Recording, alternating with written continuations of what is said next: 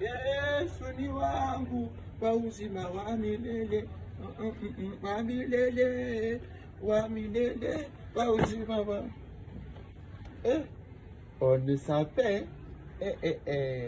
oluza nawe kwa imango mpya na uko na kateka bie pande sasa onichibana bano onichufungo fungo maraba asaye mama shalom haleluya onichifunga siyabote tukasikia masasi tunisikia mapupu na mimi toka kule ziko zinaliaza mingo unayo ile makarisa za panzi manyandende makule makabari ziko zinipika lakini mimi niko tu lakini acha nikwambie ulipoteza vitu vinakupatia magonjwa ya moyo huko maformasio itaanza hapo hivi kuvila Bukavu. Mimi nikwambia Papa Peter tu Mungu akubariki Papa Peter. Voice of Humanity baneleta formation onaimbaka onisapeme huko onetraumatize